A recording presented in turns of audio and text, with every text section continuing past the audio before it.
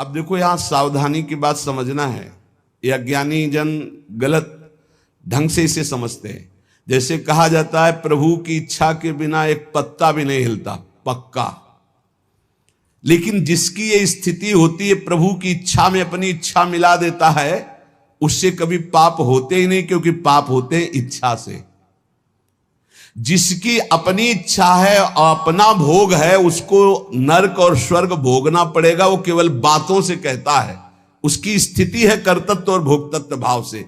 जब तक अहंकार है तब तक पापाचरण होता है, और जब अहंकार समर्पित हो जाता है तो उसका शरीर यंत्रवत वही चेष्टाएं करता है जिससे जगत मंगल होता है। वो कहते हैं कि कर्ता श्री हरि।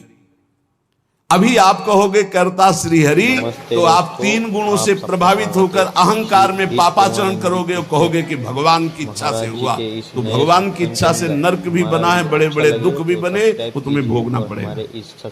अगर समस्त दुख और सुख दोनों से ऊपर उठकर परमानंद में निमग्न होना है तो बोले कर्ता को जानो। धन्यवाद।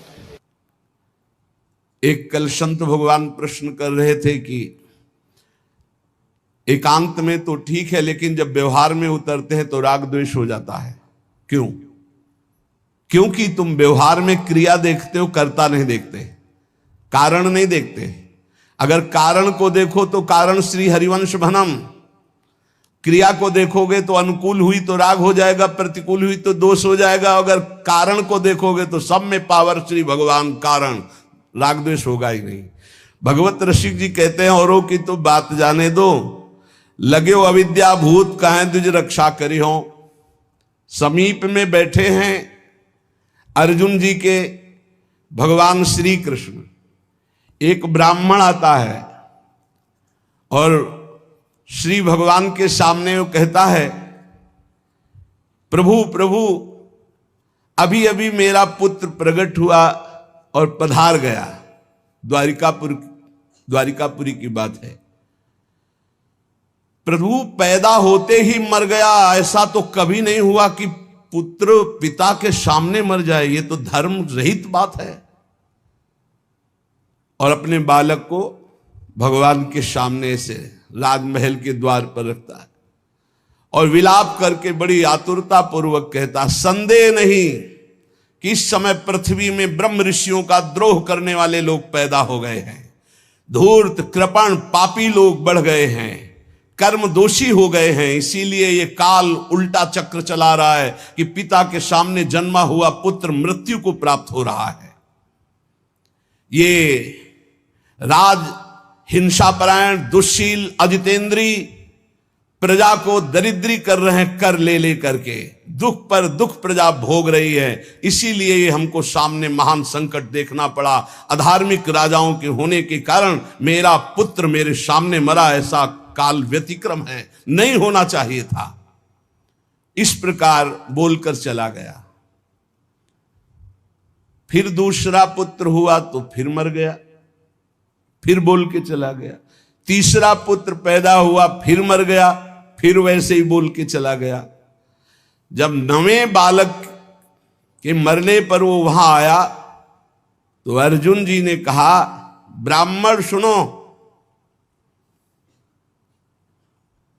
इस निवास स्थान द्वारिका में ऐसा लगता है कोई धनुषधारी छत्री नहीं है। बार बार तुम यहां रोकर चले जाते और कोई नहीं बोलता कि मैं तुम्हारी रक्षा करूंगा। क्या है ये प्रजा पालन है? अरे जिनके राज्य में कोई ब्रह्म ऋषि दुखी हो जाए धन से, पुत्र से या किसी अन्य कारण से, तो उसका राज्य नष्ट हो जाता है। जहां साधु वैष्णव ब्रह्म ऋषि दुखी हो जाए। मैं समझता हूं इस समय तुम बड़े संकट में हो, बड़े दीन हो रहे हो क्योंकि तुम्हारे पुत्र मर रहे हैं। मैं प्रण करता हूं तुम्हारे पुत्र की रक्षा करूंगा। कर्ता को जाने नहीं, भगवत ऋषि जी कह रहे हैं। अरे उनका जाओ, तुम बात क्या बनाते हो? तुम क्या पूर्ण करोगे? जब ये श्री कृष्ण और बलराम बैठे हैं तो तुम क्या पूर्ण कर लोगे? अर्जुन से कहा। तो वो कह रहे हैं, अहम वा अर्जुनो नाम गांडीवम यस्य वै धनो नाहम संकर्षणो ब्रह्मन्न कृष्ण कार्षणेव च अहम व अर्जुनो नाम गांडीवम यस्य वै धनो। हे, मैं कोई संकर्षण नहीं हूं बलराम जी, और मैं कोई कार्ष्णी कृष्ण नहीं हूं। मैं गांडीव धनुषधारी अर्जुन हूं, जो बोलता हूं वही करके दिखाता हूं। यहां दो भाव निकलते हैं कि देखो भाई, मैं कोई कृष्ण बलराम तो हूं नहीं, उनका दास हूं। तो भगवान अपने प्रण को चाहे भुला दे, लेकिन दास के प्रण का निर्वाह करते, इसलिए मैं प्रण लेता हूं कि मैं तुम्हारे पुत्र की रक्षा करूंगा। और एक भाव ये होता है कि मैं कोई कृष्ण बलराम नहीं हूं, मैं गांडीव धनुषधारी अर्जुन हूं, जो प्रण लेता हूं उसे पूर्ण करता हूं। ब्राह्मण ने कहा, कैसी बड़बड़ करके बातें कर रहे हो? संकर्षणो वासुदेवा प्रद्युम्नो धन्विनाम बलः अनिरुद्धो अप्रतिरथो न त्रातुम शक्नुवन्ति यत् तत्कथम नु भवान कर्म दुष्कर्म जगदीश्वरै चिकीर्षसि त्वं बालिष्यात् तन्न सदम्हे वयम्। अरे, जहां बलराम जी विराजमान, हल मूषलधारी सुदर्शन चक्रधारी श्री कृष्ण प्रद्युम्न अनिरुद्ध, ये अतिरथी महावीर, जब ये जगदीश्वर हमारे पुत्र की रक्षा नहीं कर सके, तो तू क्या ये बालकों की मूर्खता जैसी बात करते हो? अर्जुन से कहा। अर्जुन ने कहा, फिर कहता हूं, मैं गांडीव धनुषधारी अर्जुन हूं। ब्राह्मण देवता, यदि मैंने तुम्हारे पुत्र की रक्षा नहीं की तो चिता लगाकर तुम्हारे सामने भस्म हो जाऊंगा। मेरे बल पौरुष का तिरस्कार मत करो। जानते हो मुझे, मैं वो अर्जुन हूं जो महादेवाधिदेव भगवान शंकर को युद्ध में तृप्त कर दिया। ऐसा है, मैं अधिक क्या कहूं? अगर मृत्यु भी सामने आएगी तो मैं जीत कर तुम्हारे पुत्र की रक्षा करूंगा, मैं वचन देता हूं। तब ब्राह्मण ने कहा, जय हो कुंती नंदन अर्जुन, तुम्हारी जय हो भाई, धन्य है, तुम्हारा बल पौरुष प्रशंसनीय है। अब मैं जा रहा हूं, जब बालक होने को होगा तो मैं तुम्हें सूचना दूंगा। फिर समय आया प्रसव का, ब्राह्मण भागता हुआ आया, अर्जुन अर्जुन, इस बार तुम मेरे बच्चे को बचा लो, मृत्यु से बचा लो। अर्जुन तत्काल गए, आचमन किया, भगवान शंकर का ध्यान करके प्रणाम किया, श्री कृष्णचंद्र की तरफ देखा भी नहीं, कर्ता को जाले ले यही बात समझा रहे, समझो। और दिव्यास्त्र का स्मरण किया और गांडीव पर प्रत्यंचा चढ़ाई और ऐसा बाणों का हाहाकार मचा दिया कि वायु भी प्रवेश करेगी प्रसव गृह में तो अर्जुन की आज्ञा से प्रवेश करेगी। दिव्यास्त्रों से पूरा बांध दिया, मंत्र से अभिमंत्रित करके प्रसव गृह को चारों ओर से घेर दिया, ऊपर नीचे दाएं बाएं ऐसा पिंजड़ा और दिव्य मंत्रों के द्वारा। पहले तो कम से कम बालक पैदा होकर के रोता फिर मर जाता था, अब पैदा हुआ ना तो 100 मिला ना आवाज सुनाई दी, गायब हो गया। पहले तो कम से कम लाश तो मिलती थी, रोता तो था फिर मर जाता था। अब वो ब्राह्मण अर्जुन से कहने लगा कि मेरी मूर्खता देखो, इस नपुंसक की बात में मैं आ गया। हाँ, अरे जहां श्री कृष्ण और बलराम नहीं रक्षा कर पाए, इसकी डींग भरी बातों पर मैंने विश्वास कर लिया। ना प्रद्युम्नो ना अनिरुद्धो न रामो न च केशवा यस्य सेकु परित्रातुम कोन्यस्तद वितेश्वरः। कौन ऐसा है जहां श्री कृष्ण बलराम प्रद्युम्न और अनिरुद्ध नहीं रक्षा कर पाए, वहां और त्रिभुवन में कौन रक्षा कर सकता है? मिथ्यावादी अर्जुन को धिक्कार है, अपने मुंह से बड़ाई करने वाले गांडीव धनुषधारी अर्जुन को धिक्कार है। दुर्बुद्धि मूढ़तावश कहता था कि मैं तुम्हारे बालक की रक्षा कर लूंगा। अब ब्राह्मण तो क्रोध में, देखने को मुंह नहीं मिला लड़के का, पैदा हुआ गायब। अर्जुन ने कहा, ब्राह्मण मेरा अपमान मत करो। तत्काल योग बल से यमपुरी गए। भगवान धर्मराज जी ने देखा कि अर्जुन पधारे, बोले इस समय अर्घ पात्र लेने का हमें अवसर नहीं है, हमें यह बताओ कि वो जीवात्मा तुम्हारे यहां आया है? बोले हमारी पुरी में नहीं आया। विचार किया कि कहां चला गया, जब यमपुरी में नहीं आया। इंद्रलोक, अग्निलोक, नैऋति, सोम, वायु, वरुण सबकी पुरियों में गए, अतल नीचे, अतल सुतल पाताल तलातल महातल, इन लोकों में गए, ऊपर के जनलोक महालोक तपलोक ब्रह्मलोक, कहीं भी ब्रह्मा की जितनी रचना सब घूम डाला अर्जुन ने, कहीं वो जीव नहीं मिला। अब आए, अब भगवान श्री कृष्ण की तरफ देखा, प्यारे प्रणाम, अब जा रहे हैं भस्म होने हम चिता में। यही जीव की दशा है, जब सब जगह से हार जाता है तब बोलता है हरि शरणम। पहले नहीं चितवन किया कि प्रभु, तो प्रभु समझा देते। प्रण लेने से लेकर अभी तक भगवान की तरफ नहीं देखा कि रुख क्या है। अब जब चिता में जलने का नंबर आया तब केशव प्रणाम आखिरी स्वीकार करो। तो भगवान ने कहा किस बात का? बोले वो प्रण है ना, तो चिता में जलने जा रहे, तुमने अभी पूरे बल का प्रयोग कहां किया? ध्यान दीजिए, तुमने अभी पूरे बल का प्रयोग कहां? तुम्हारा पूरा बल तो मैं हूं। मुस्कुरा दे अर्जुन, यही हमसे गलती होती है। हमारा बल कौन है? आराध्य देव। हम अपने बल की डींग हाँकने लगते हैं, उन्हीं के बल से मिले हुए बल से हमारा पूरा बल श्री भगवान है। देखो अर्जुन, तुम्हारा बल मैं हूं। जिस समय ये तुम्हारी निंदा कर रहे हैं यही सब लोग प्रशंसा करेंगे और तुम्हारे यश की कीर्ति की स्थापना होगी। करें करावें आप सब, जने बढ़ाई दें, मान लो कर्ता को जानो कौन है। सर्वशक्तिमान भगवान जे भी चिंतन किया, भगवान का दिव्य रथ आ गया। भगवान की दिव्य घोड़े, दारुक नाम का सारथी। भगवान ने अर्जुन से कहा बैठो हमारे रथ में। रथ में बैठे, दारुक ने भगवान के नेत्रों की तरफ देखा, इशारा किया, ले चलो। 7 पर्वतों वाले 7 द्वीप, 7 समुद्र, लोकालोक पर्वत, इनको लांघकर घोर अंधकार, इतना अंधकार कि भगवान के दिव्य घोड़े शैब्य, सुग्रीव, मेघपुष्प बलाहक नाम के 4 घोड़े मार्ग नहीं दिखाई दे रहा। तब योगेश्वरों के भी परमेश्वर भगवान श्री कृष्ण ने जब घोड़ों की दशा देखी तो सुदर्शन चक्र का स्मरण किया। हजार हजार सूर्यों जैसा एक साथ तेज प्रकाशित करने वाले भगवान की दिव्य पार्षद सुदर्शन जी आगे चल रहे हैं घोर अंधकार में। सुदर्शन चक्र से ज्योति ऐसी प्रकट हो रही कि सब अंधकार नष्ट होता जा रहा, प्रकाश। ऐसे भगवान के सेवक हैं, ऐसे भगवान के दास हैं। सुदर्शन चक्र के द्वारा बतलाए हुए मार्ग से चलकर अंधकार की अंतिम सीमा में पहुंचे। अब अंधकार के पास इतना दिव्य प्रकाश, प्रकाश ही प्रकाश, जैसे घोर अंधकार ऐसे घोर प्रकाश।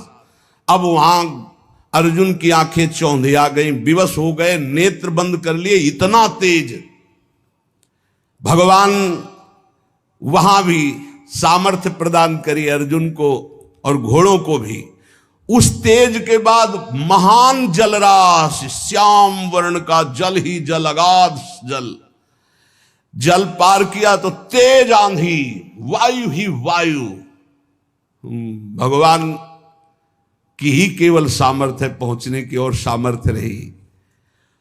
अब वायु के प्रवाह में बड़ी बड़ी तरंगें उठने लगी। फिर भगवान ने उसको शांत किया। आगे बढ़े तो एक दिव्य महल, और उस महल में मणियां ऐसी चमक रही थी मानो हजार हजार सूर्य एक साथ प्रकाशित हो रहे। भगवान भगवान है, भगवान जैसा कोई नहीं।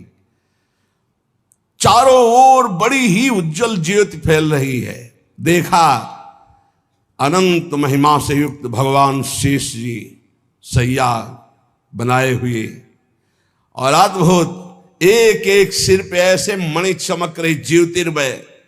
प्रत्येक फण पर सुंदर सुंदर मणियां जगमगा रही। 2 नेत्र, बड़े ही भयंकर नेत्र, और शेष भगवान का श्रीअंग कपूर जैसा गोरा है। कैलाश पर्वत के समान श्वेत वर्ण, नीले रंग की जीभ और गला नीला, भयंकर नेत्र, फणों पर मणि चमक रही। अर्जुन ने देखा शेष भगवान की सुखमयी सैया पर सर्वव्यापक महान प्रभावशाली परम पुरुषोत्तम भगवान भूमा पुरुष विराजमान है। अर्जुन बार बार श्री कृष्ण चंद्र जी की तरफ देख रहे हैं। भूमा पुरुष है तो एक ही, ये कहां ले आए? एक तो ये श्री कृष्ण, एक ये श्री कृष्ण, क्योंकि द्वारिकाधीश भी चतुर्भुज रूप और हरि भी चतुर्भुज रूप। शरीर की कांति वर्षाकालीन मेघ के समान श्याम रंग, अत्यंत सुंदर पीतांबर धारण की, मुख पर प्रसन्नता, कमल जैसे नेत्र, बहुमूल्य मणियों जटित मुकुट, कुंडल कांति, घुंघराली अलकावली, लंबी लंबी सुंदर भुजाएं, कौस्तुभ मणि, वक्षा स्थल में श्रीवत्स का चिन्ह, घुटनों तक माला, वही श्रृंगार। जैसा द्वारिकाधीश का वैसा ही प्रभु का श्रृंगार। अर्जुन ने देखा नंद सुनंद जय विजय ये सब पार्षद मूर्तिमान होकर, पुष्टि श्री कीर्ति अजा ये चारों दिव्य शक्तियां, रिद्धियां निधियां लोकपाल, ये सब वहां हाथ जोड़े खड़े हैं। वो भगवान श्री कृष्ण भी प्रणाम कर रहे हैं। तो अर्जुन देख रहे हैं कि ये है क्या लीला, अपने आप को अपने आप से, और कह रहे प्रणाम करो, ये अनंत महिमाशाली भूमा पुरुष भगवान है। अर्जुन भयभीत हो गए कि एक तो ये मेरे सखा श्री कृष्ण, दूसरे ये भूमा पुरुष। श्री कृष्ण ने फिर प्रणाम किया और हाथ जोड़कर कहा कि हे भूमा पुरुष, आप कृपा करके आदेश कीजिए। गंभीर वाणी में बोले, हे अर्जुन और हे श्री कृष्ण, तुम दोनों को देखने के लिए मैंने उन पुत्रों का अपहरण किया, मैंने अपने पास मंगाया। तुम मेरे ही अंश से प्रकट हुए हो और धर्म की रक्षा के लिए पृथ्वी पर अवतार ग्रहण किया। पृथ्वी के भार से दैत्यों का संहार कर चुके हो, अब तुम्हें लौटकर हमारे ही स्वरूप में फिर विलीन होना है। तुम पूर्ण काम सर्वश्रेष्ठ हो, जाओ अभी कुछ कार्य बकाया, लोक संग्रह के लिए वो कार्य करके पुनः मेरे पास आ जाओ। भगवान श्री कृष्ण भी हाथ जोड़े खड़े, अर्जुन भी खड़े हैं। अति विचित्र भगवंत गति, बड़े बड़े ख्याली। अर्जुन के होश उड़ गए, नए भूमा पुरुष कौन हो गए भाई, ये परम पुरुष तो हमारे सामने खड़े हैं, यही है यही। अगर ये अपने रहस्य को न बतावे तो कोई, इनका एक नाम है अनंत, कोई अंत ही नहीं पा सकता है। अर्जुन और श्री कृष्ण को आदेश किया, सर झुकाकर, अर्जुन देखते जा रहे, सर झुकाकर भगवान कह रहे जो आज्ञा। फिर वो सब बालक वापस कर दिए। उन बालकों के लिए वैसे ही मार्ग से फिर द्वारिका में लौट के आए, और बालक अपनी अपनी आयु के अनुसार बड़े भी हो गए थे, वैसी आकृति रूप क्योंकि पहचान ले, श्री कृष्ण अर्जुन ने उनको समर्पित किया। अर्जुन के आश्चर्य की सीमा न रही। तब उन्होंने अनुभव किया और भगवान से कहा, प्रभु मुझे पता चल गया। बोले क्या? बोले पूरे जगत में जिसके बुद्धि बल, ज्ञान बल, पौरुष बल, जो कुछ भी है वो हे श्री कृष्ण केवल आपकी कृपा से है, ये मुझे पता चल गया। यही पता चलना है। इसीलिए रोज सत्संग सुनो, एक बार सुनने से काम नहीं चलेगा। गीता सुनने के बाद क्या कहा था? नष्टो मोहा स्मृति लब्धा। फिर क्या हो गया? फिर मोह। ये हवा है, आंधी है, कभी भी गंदा कर सकती बुद्धि को। देखो अर्जुन जी ने गीता सुनने के बाद कहा था नष्टो मोहा स्मृति लब्ध, फिर मोह हो गया, मोह माने अज्ञान। फिर कहने लगे कि मैं कोई श्री कृष्ण बलराम, आज फिर बोल रहे हैं आप। इसीलिए निरंतर भजन और सत्संग के लिए महापुरुष जन कहते हैं, जिससे हमारी बुद्धि रोज पावन होती रहे। जैसे पोछा लगा दिया सोनी लगाने के बाद और दरवाजा खुला छोड़ दिया तो फिर गंदा होने की संभावना। इस समय हर इंद्रियों को शासन में रखते हुए नाम जप करते हुए ये परम पद तब प्राप्त होता है। तो इसलिए भगवत रसिक जी कह रहे हैं कि कर्ता कृत जाने नहीं, माने निज करतूति, ते प्राणी दुख पावहीं, लगो अविद्या भूत। ये बहुत जल्दीबाजी में फिर सब बिगड़ जाता है। धैर्य पूर्वक भगवान का आश्रय लेकर नाम जप में लगो, इसी से परम मंगल होता है, इसी से परम लाभ होता है। क्योंकि भगवान शंकर भी जिनका चरणोदक माथे पे धारण किए हुए हैं वो भगवान श्री हरि हैं। एक बार सरस्वती नदी के तट पर ब्रह्म ऋषि जन यज्ञ कर रहे थे, तो उसमें सब ऋषियों ने कहा कि यद्यपि भगवान ही सब रूपों में है, पर भगवान के किस रूप को सर्वश्रेष्ठ मानकर आश्रय लिया जाए और अग्र पूजा की जाए यज्ञ में। भगवान के सब रूप हैं, हमें कोई संशय नहीं। तो उनका प्रगट रूप की महिमा प्रकाशित करने के लिए किसी ब्रह्म ऋषि को परीक्षा लेनी होगी त्रिभुवन के तीनों बड़े ईश्वरों की, हरि, देवादिदेव महादेव, ब्रह्मा। तो ब्रह्मा पुत्र भृगु जी खड़े हुए, उन्होंने कहा परीक्षा तो हम ले लेंगे, निर्णय आप कर देना। सब ऋषियों की वंदना करके भृगु जी गए और ब्रह्मा जी के सामने ऐसे खड़े हो गए। ब्रह्मा जी ने देखा कि पुत्र है पर अभद्र व्यवहार, महापुरुषों के सामने ऐसे नहीं खड़ा हो जाता, नहीं सारे पुण्य नष्ट हो जाते हैं। ये जो संत महात्मा गुरुजन भगवत विग्रह, उनके सामने ऐसे नहीं, कभी मंदिर में ऐसे नहीं, कभी गुरु जी के सामने ऐसे, कभी संतों के सामने ऐसे नहीं। वो अभद्र मंगलकारी आचरण वाले लोग होते हैं जिनको ज्ञान नहीं, ऐसे खड़े होना, हाथ बांधकर खड़े हो नहीं, हाथ जोड़कर खड़े हो या सौम्य मुद्रा में खड़े हो। अगर वो सामने से निकल रहे तो नेत्रे झुका दो, केवल इतना ही कर दो अभिमान में। अगर बहुत भरे हो तो थोड़ा नेत्रे झुका दो, ना हाथ जोड़ो। चलो तुम्हारा अगर घट जाता है हाथ जोड़ने से तो ऐसे कर लो। तो ब्रह्मा जी के सामने गए, बस ऐसे ऐसे खड़े हो। क्रोध आया कि इतना बड़ा ऋषि होकर और ऐसा अभद्र व्यवहार करता है। पर फिर एकदम भ्रकुटी तो चढ़ी, गुस्सा तो आया, पर शांत हो गए। है तो मेरा ही बेटा, भृगु जी ब्रह्मा जी की तो पुत्र है। ब्रह्मा जी शांत हुए, भृगु जी कुछ नहीं बोले, चले गए। जब कैलाश पहुंचे तो देवादिदेव जी ने कहा आओ आओ ब्रह्म ऋषि श्रेष्ठ, आओ तुम्हारा स्वागत है। बोले मुंडों की माला धारण करते हो, चिता की राख लगाते हो और हम तुम्हारे गले लगेंगे। अरे उन्होंने कहा हम तुम्हें ब्रह्म ऋषि मान के स्वागत करें, तुमने ऐसे समझा क्या उठाया त्रिशूल? भगवान शिव ने कहा तुमने ऐसे समझा क्या कि हम तुम्हारा आदर कर रहे हैं ब्रह्म ऋषि मानकर को तुम जो है अवहेलना कर रहे हो। आप मुंडों की माला पहनते हो, चिता की भस्म लगाते हो, कहते हो आओ तुम्हारे गले लग जाएंगे। महादेव जी ने उठाया त्रिशूल, रोक, भृगु जी चल दिए वहां से। और भगवान श्री हरि के धाम पहुंचे वैकुंठ में। लक्ष्मी जी चरण चाप रही थी, अर्ध निमीलित नेत्र में परमानंद में डूबे हुए भगवान गए, सीधे एक लात मारी छाती पे। लक्ष्मी जी